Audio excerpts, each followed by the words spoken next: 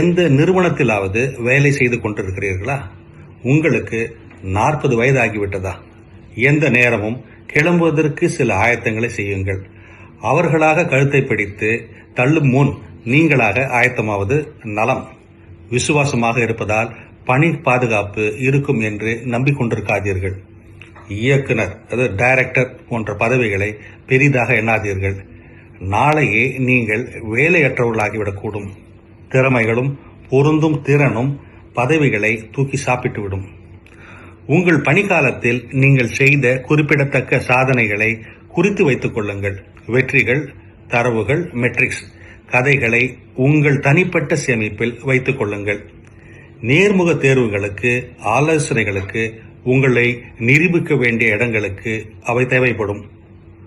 உங்கள் நிறுவனம் உங்களை காட்டிலும் பெரிதாக வளரும் முன் நீங்கள் அதை காட்டிலும் பெரிதாக வளருங்கள். Outgrow your company before it outgrows you. நீங்கள் இன்னும் தேவையாய் இருக்கும் பொழுதே நகர்ந்து விடுங்கள். ஆம், தேவையில்லை என்ற நிலை உருவாகும் முன்னர் நகர்ந்து விடுவது மிகுந்த மரியாதை. கடின உழைப்பும் கண்டு கொள்ளப்படாத நிலைமையும். 40 வயதிற்கு மேல் மௌனமாக பங்களிப்பவர்கள் மறக்கப்பட்டு போவார்கள். பேசுங்கள். Blow your own trumpets. புதுப்பியுங்கள். நெட்வொர்க் தொடர்புகளை பெருக்குங்கள். எந்த திறன்கள் உங்கள் சொத்துக்கள் என்பதை பிறர் அறிந்து கொள்ளும் வண்ணம் ஆயத்தப்படுத்துங்கள். இளம் பயிற்றுனர்களில் முதலீடு செய்யுங்கள். தலைகீழ் வழிகாட்டுதல், அதாவது ரிவர்ஸ் மென்டர்ஷிப் உண்மையாயிருக்கிறது. உங்களுக்கு நெருங்கிய நண்பரை காட்டிலும் 28 வயது வாலிபர் செயற்கை நுண்ணறிவு AI குறித்து, டிஜிட்டல் உலகம் குறித்து, எதிர்கால பணிகள் குறித்து நன்கு பயிற்றுவிக்கக்கூடும்.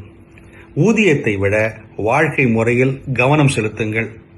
இந்த வயதில் அனுசரித்து செல்லுதல், ஆரோக்கிய காப்பீடு, அனுசரணையான இடமே ஊதியத்தை காட்டிலும் அவசியம்.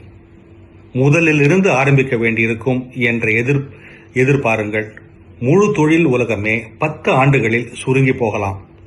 ஈகோவை சீண்டினாலும் புதிதாக ஆரம்பிக்க ஆயத்தமாயிருங்கள். இவற்றை எந்த மோட்டிவேஷனல் புத்தகத்திலும் படிக்க முடியாது. 40 வயதுக்கு மேல் கடினமாக இருந்தாலும் இவை மிகுந்த உண்மையானவை. ஆனந்த் வைஷாம்பயன் இவ்வாறு வழிகாட்டுகிறார். இது போன்ற சிந்தனைகளை தவற விடாதிருக்க தமிழ் பூமர் அஃபிஷியல் சேனலை சப்ஸ்கிரைப் செய்யுங்கள்.